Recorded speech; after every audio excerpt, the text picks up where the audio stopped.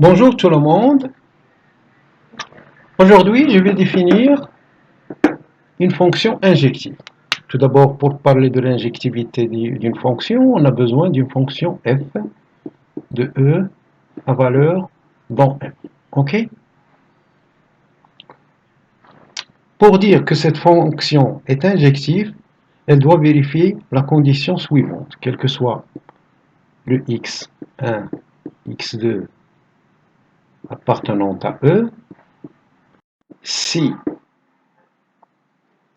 f de x1 est égal à f de x2, ceci, ça implique que x1 est égal à x2. OK?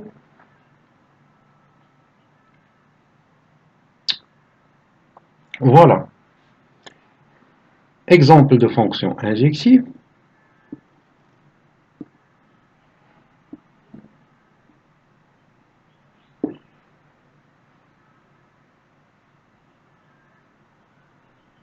Exemple de fonction non injective.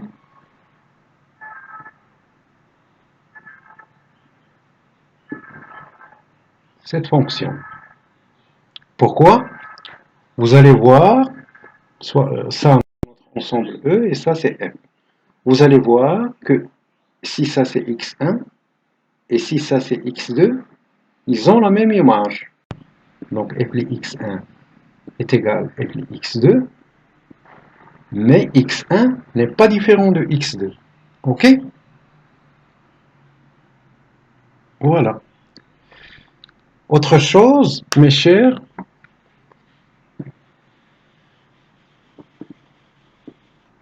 ceci est équivalent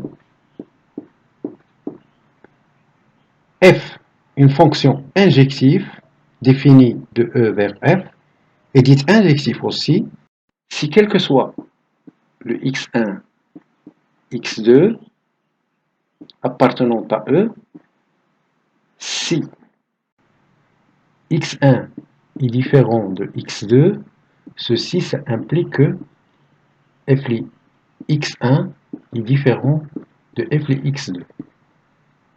Voilà. Vous allez me dire qu'est-ce que j'ai fait? C'est une question de logique. Donc, on prend cette proposition, on note ça P, la proposition P, et ça, la proposition Q. Donc, P implique Q. Nous avons vu en logique que si P, proposition P, implique une proposition Q, ceci est équivalent à dire que non Q implique non P.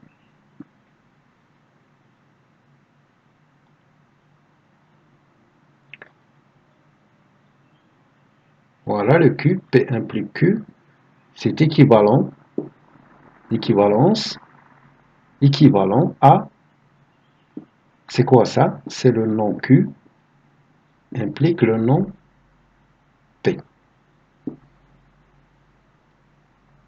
Mais dans les démonstrations, c'est plus facile de vérifier cette implication. Mais cette définition, cette implication, elle est plus concrète. Hein. C'est-à-dire, elle nous dit directement si x1 est différent de x2, dans notre ensemble de départ, l'image, les images sont différentes. OK? Cette notion de nom, je vais vous dire soit une partie, par exemple ici une partie A. Oui. Le nom A, c'est cette partie. Oui.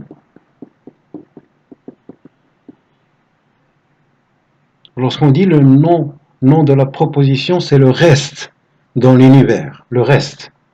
Bien sûr, il faut faire attention à l'ensemble sur quoi nous travaillons. Si nous travaillons par exemple sur ce cercle, on dit que le nom A c'est ça, mais si on est dans le plan, c'est toute cette partie. Si on est dans l'espace, c'est autre chose. Donc il faut réviser les cours de la logique. Parmi les fonctions injectives, il y en a beaucoup. Voilà. Je vais vous donner un exemple de fonction. Les fonctions affines, les fonctions affines de cette forme, ax plus b, avec a et b appartenant à R. Le cas général, ce sont des fonctions injectives. La fonction cosinus sur l'intervalle, une fonction f définie sur l'intervalle 0, 0 pi demi, valeur dans R. Oui, à tout x, on associe le cosinus de x, par exemple. Autre fonction injective, l'exponentielle, le logarithme de x. Oui. Beaucoup de fonctions usuelles sont des fonctions injectives. OK? Donc voilà.